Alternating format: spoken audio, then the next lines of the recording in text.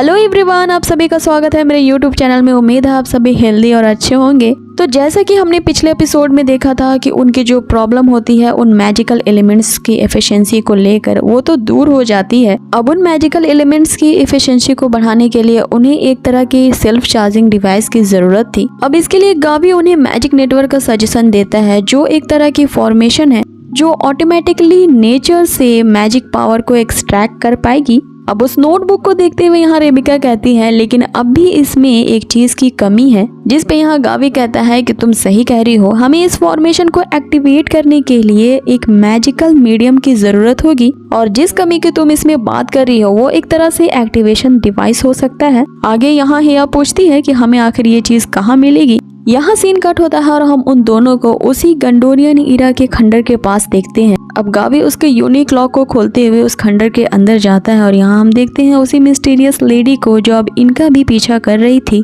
यहाँ हेया गावी से उस खंडर के बारे में पूछती है, जिसपे वो बताता है कि जब वो पाथफाइंडर था वो अपनी टीम के साथ यहाँ पे आया था। आगे यहाँ हेया को वही सोल्जर की लाश दिखती है जिसे देख के उसे डर लग रहा होता है। हाँ, गावी अपनी कहानी कंटिन्यू करते हुए बताता है कि जब हम पे उन डिमोनिक मॉन्स्टर का अटैक हुआ था तो हम उनसे बचने के लिए यहाँ पे इकट्ठे हुए थे। अब वो जो उस अटैक में बच गए थे उसके सर्वाइवर्स बहुत सारे अपने रिसोर्सेज के साथ यहाँ पे शरण लेते हैं, जिससे हमारी टीम यहाँ पे बहुत बड़ी हो गई थी और अपने आप को उन डिमोनिक मॉन्स्टर से बचाने के लिए हमें यहाँ से भी भागना पड़ा। लेकिन जो हमारे रिसोर्सेज थे वो यहीं पे रह गए। अब ये लोग उन्हीं रिसोर्सेज मतलब वो सारे खजाने के बारे में बात कर रहे थे। आगे वो कहता है कि हमने बहुत सारी इंपॉर्टेंट आइटम्स को इसी खंडर में छुपा दिया था जिन्हें वो हम अपने साथ नहीं ले जा सके, और यहाँ आने के बाद हमें यहाँ की एक खास किस्म की फैसिलिटी के बारे में पता चली जो हमने अनजाने में ही जान ली थी। अब वो यहाँ उसी रोबोटिक आई के बारे में एक फ्लैशबैक को देखता है, जिसके कारण वहाँ एक बहुत बड़ा ब्लास्ट हुआ था और वे लोग वहाँ से चले जाते हैं। आगे यहाँ गावी बताता है कि उन्होंने इसी जगह को अपना सीक्रेट बेस बनाया था उस गंडोरियन एरा में, और यहाँ पे ऐसे मैजिकल आइटम सेफ है जो इस खजाने से कहीं बढ़ के है। आगे वो एक बहुत ही बड़े गेट के सामने खड़े होते हैं जहाँ पे वही आई शेप की रोबोट उन्हें स्कैन करती है। आगे गावी उसे बताता है कि ये जो रोबोटिक आई है वो उन चोरों को भगाने के लिए यहाँ इम्प्लीमेंट की गई थी, लेकिन उसे डरने की जरूरत नहीं है क्योंकि उसके फिंगरप्रिंट्स और उसकी आइडेंटिफिकेशन इस डोर पे फीड है, जिसे इस्तेमाल करते ही वो डोर ओपन हो जाती है। अब जैसे ही वो लोग उसके अंदर जाते हैं वो एक लैब की तरह दिख रही थी। यहाँ पे गावी उसे बताता है कि जिस मैजिकल क्रिस्टल की हमें तलाश है मैजिक नेटवर्क को बनाने के लिए वो हमें यहीं मिलेगी। और यहाँ हेया के ये पूछने पर कि ये आखिर कैसी जगह है, गावी उसे बताता है कि ये गंडोरियन इरा की मैजिक क्रिएटर है जहाँ हर तरह के मैजिकल आइटम्स रखे जाते थे और क्रिएट भी किए जाते थे। उसी समय हम देखते हैं उसी मिस्टीरियस लेडी को जो उनका पीछा करते हुए उसी गेट के सामने आ जाती है और ये कहते हुए कि आखिरकार गावी सिसिल तुम अपने मौत के करीब आ गए। वो उस रोबोटिक आई में कुछ छेड़खानी कर देती है और उसके ऐसा करते ही वहाँ पे उस आई के अंदर एक रेड लाइट जलती है और उसकी डिफेंस सिस्टम ऑन हो जाती है। तभी वहाँ उस मिस्टीरियस लेडी को किसी और के आने की आहट सुनाई देती है और वो जल्दी वहाँ छुप जाती है। आगे हम देखते हैं कि वहाँ और कोई नहीं बल्कि वो नाइट ब्रायन आया है और एक चीज को उठाते हुए जो उस लेडी में से गिरा था वो समझ जाता है कि वो वही है। अब यहाँ उसके एक्सप्रेशन से हमें पता चलता है कि ब्रायन उस लेडी को जानता है और उसके प्रेजेंस का आभास होते ही वो यहाँ अपने शॉट को निकाल लेता है और पीछे से वो लेडी कह रही थी कि उसके वार्निंग देने के बावजूद भी वो यहाँ से क्यों नहीं जा रहा। आगे गावी इस बात से बेखबर कि यहाँ का डिफेंस सिस्टम ऑन हो गया है वो क्रिस्टल के बारे में हेया को बता रहा था, जो कि एक खास किस्म के डीप ब्लू वेल से निकाला गया है। और उसकी रिसर्च ये बताती है कि ये जो मैजिक क्रिस्टल है वो नेचर से आसपास के जितने भी मैजिक पावर हैं उन्हें एब्जॉर्ब कर लेता है। गावी यहाँ ये बताते हुए कि अनफॉर्चुनेटली उस डीप ब्लू वेल को डिस्ट्रॉय कर दिया गया था, लेकिन उसमें से एक क्रिस्टल को निकाल लिया गया जो अब भी यहाँ मौजूद है। आगे उसकी फिंगर्स की आइडेंटिफिकेशन के साथ वो मैजिक क्रिस्टल अपीयर होती है।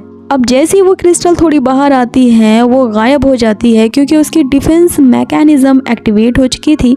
अब यहाँ गावी भी ये देख के हैरान रह जाता है कि कहीं उसकी आइडेंटिफिकेशन इनवैलिड तो नहीं हो गई। अब उन सारे मैकेनिज्म के एक्टिवेट होते ही वो लगातार उन पे अपने फायरबॉल से अटैक्स कर रहे थे।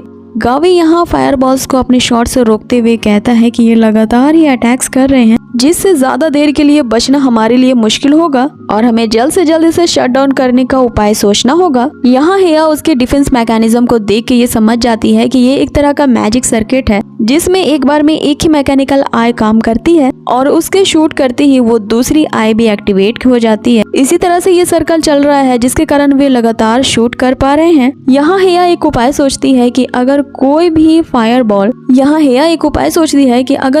फायर बॉल किसी दूसरे मैकेनिकल आई में गया ही नहीं तो वो अपने आप ही डीएक्टिवेट हो जाएगा। अब इसी चीज को इम्प्लीमेंट के लिए हेया अपने मैजिकल वॉन्ड में उन सारे फायर बॉल्स को एब्जॉर्ब कर लेती है। आगे उसका ये प्लान होता है कि वो उन सारे फायर बॉल्स को अपने वॉन्ड में एब्जॉर्ब कर लेगी जब तक कि उस मैकेनिकल आई की शॉट्स खत्म ना हो जाए। अब ऐसा करते ही यहाँ हेया की वॉन्ड में बहुत ज्यादा एनर्जी स्टोर हो जाती है जिसके कारण वहाँ एक ब्लास्ट होता है। लेकिन यहाँ एन वक्त ही हेया और गावी एक शील्ड के अंडर आ जाते हैं जिससे वे उस ब्लास्ट से बच जाते हैं। साथ ही वो जो मैकेनिकल आई की डिफेंस सिस्टम होती है वो भी डीएक्टिवेट हो जाती है।